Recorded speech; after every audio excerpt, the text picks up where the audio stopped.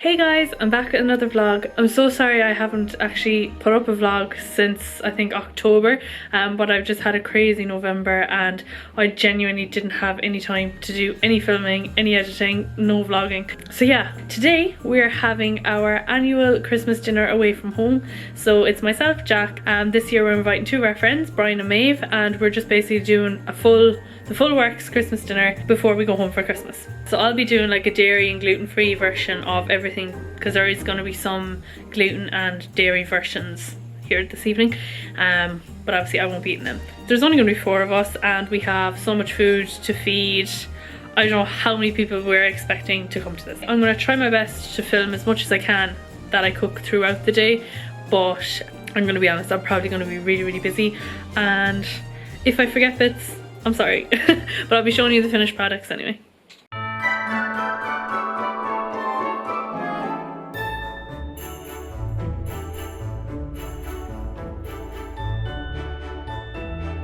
This is a 1942 authentic Christmas wreath.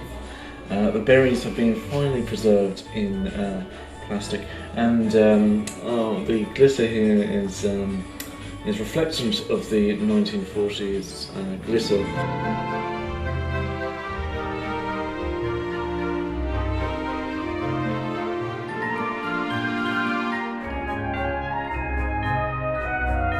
Okay, so preparations have begun. At the moment we're making the stuffing, which is made of potato and sausage meat. It's kind of the basics. So Jack is peeling the potatoes and I've mashed up the sausage meat. So actually, yeah, big shout out to James Whelan Butchers in the Jetland Shopping Centre.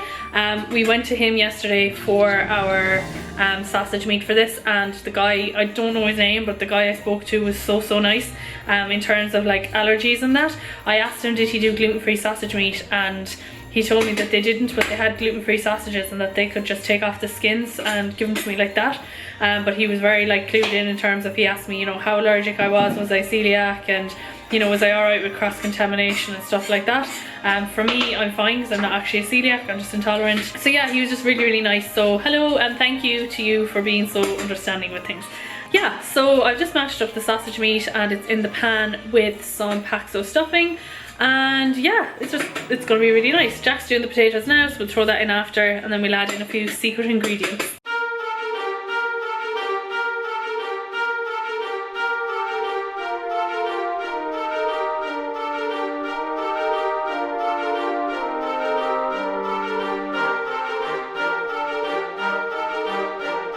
So we just made a homemade cranberry sauce. So we used 500 grams of fresh cranberries. These ones, we had some left over. I think we got 600 grams instead of 500 grams because we could only get 2 300 gram tubs. But yeah, so we put those in into a little saucepan. We put it on a high heat.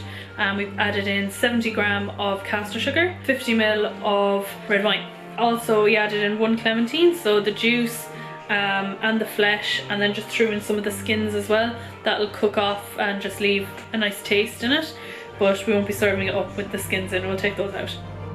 The potatoes are done now, so I've just taken them off the hob. I'm just going to mash them up now, and we're going to put that into the stuffing, and then I'm going to use that pot to put on the ham. So the ham needs to be on for an hour and a half, so we're going to boil that, then we're going to coat it in our honey mix glaze, and then we're going to put it in the oven for another maybe 20 minutes, half an hour till it crisps up, and yeah, then the oven should be free for the turkey to go in.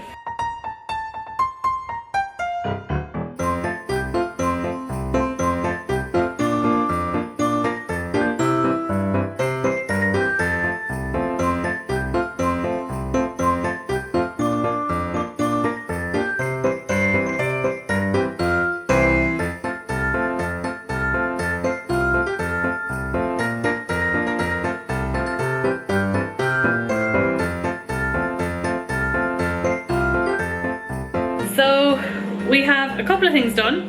So the cranberry sauce is now done and jarred up. We have a little ramekin because we're going to be making a little pigs in blankets wreath with the cranberry sauce in the middle. So we got that from a Jamie Oliver video on YouTube. Our potato stuffing is done and everything's in it and it's all ready to go in the oven. We're not putting it in yet because we still have to cook the big meats, which is going to take a while. Jack's decided to throw on a bit of Josh Grove in there. We can hear him squealing away. So we actually don't have a fire. Well, we have kind of a fire, but it doesn't actually give off heat and it looks a bit meh.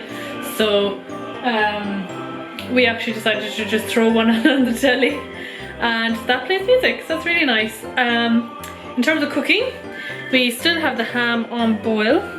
That has now been in for a half an hour, so it needs to stay on for another hour, and then we're going to take it out. We're going to coat it in the ham glaze and stick it in the oven for a while to crisp up. Oh, and add some cloves. So I know it doesn't actually look the most attractive, but what's in it is there's 4 tablespoons of honey, there's 3 tablespoons of brown sugar, there's 1 teaspoon of some, now it was supposed to be English mustard, but the English mustard we had wheaten, so I swapped it out for an American mustard which we had, which only had mustard listed as an allergen, so we used some of that instead. And then there was the juice of 1 orange, so we juiced an orange. It's actually really nice.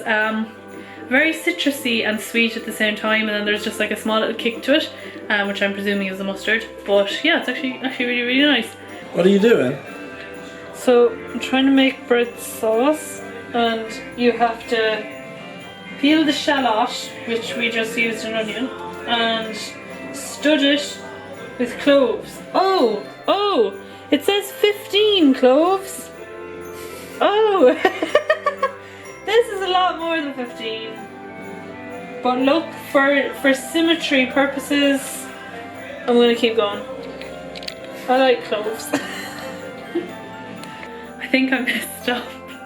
So the recipe called for like 600 ml of milk, and then to put in a shallot with 15 cloves like dotted in the shallot. Now we used an onion because we didn't have shallots, and I didn't read the 15 cloves, so I literally just stuck cloves in everywhere. Like, that's only one side of it, and there's a whole other side filled with cloves as well.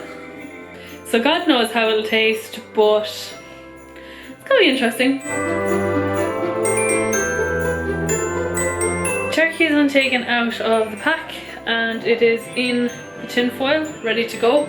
I wasn't able to film doing the rub and everything because it was really stressed me out, because every time I rubbed butter on the turkey it would literally just come straight off again, just wasn't sticking to the turkey. We use this rub, so it's just a wild game rub. Jack actually got this in Texas. We've used it once or twice before on like a roast chicken, and it was actually really, really nice. So we just had like a little bit left, so we just put that on the turkey, and we're hoping it'll taste just as nice. There's salt, paprika, garlic, onion, spices, brown sugar, chili pepper, rice concentrate, dextrose, and soybean oil. And it's gluten free. It is just gone 4:30. The ham is finished boiling, so I just need to put the glaze on that now and put it in the oven for about a half an hour. And the turkey needs to go in for 2 hours and probably a bit more.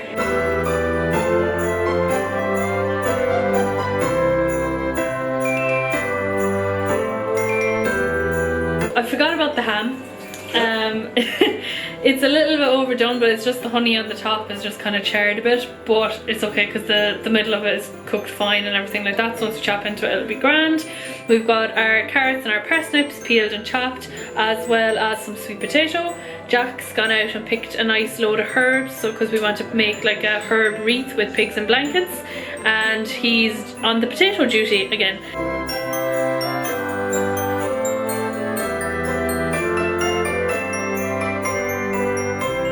We have a big bowl of potatoes done, so they're then going to be divided out to be mashed potatoes and roast potatoes. We've got some broccoli, we've got some Brussels sprouts, we've got 2 trays of, 1 tray of carrot and parsnip, the other tray of parsnip and sweet potato. I've now seasoned them, so we use some of the honey glaze that we use for the ham, which has the orange zest and everything in, then just a regular drizzle of honey because there actually wasn't a lot left from the ham.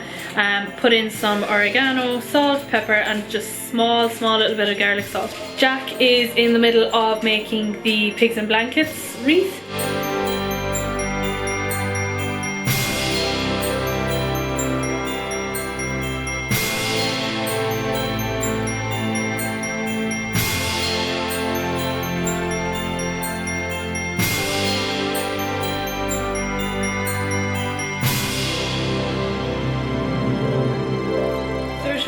bloody yule logs, That's not happening. and like we just can't whisk. Jack needs to make white peaks, and they're not peaking.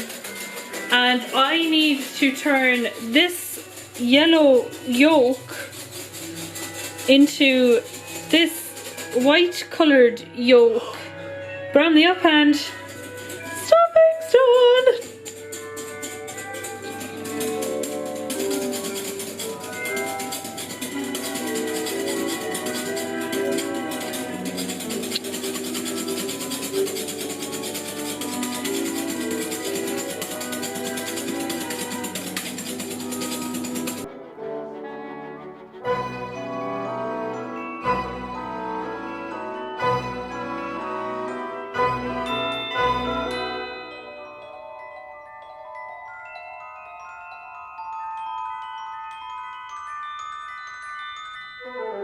Hey everybody! Hello. Happy Christmas! Merry Christmas.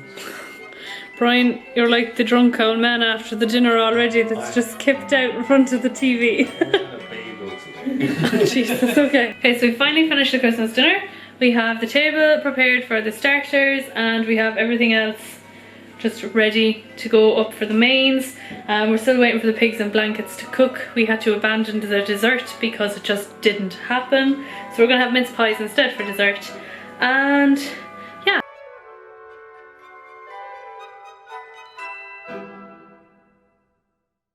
It is the morning after the night before.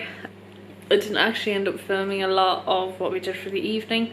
But yeah, dinner was lovely. We had full works. There was so much food, like we barely touched it. I don't know where we were going, but I'm gonna box all that up now and it'll do me for the week. Yeah, and then for the rest of the evening we watched Christmas movies. So we watched The Christmas Chronicles, which is the Santa movie on Netflix with Kurt Russell.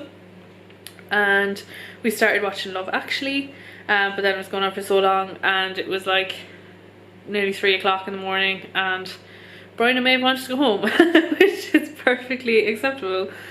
So yeah, it was just a really nice evening. Just had a laugh, had some fun, had some really good food and really good company. I need to go do something with his hair, fix myself in my Christmas pajamas. But yeah, Jack's still in bed. It's now just gone 2 in the afternoon. We've only been up a couple of hours. Jack's awake but not up and we're just wrecked. Like I wasn't getting into bed till 5. So yeah, got a face into all the washing up today, which is great. But yeah, highly recommend pre-Christmas dinners. Good crack. My belly doesn't know what hit it. It's not used to this food at all. That's my second dinner just done now. Gonna have it for breakfast.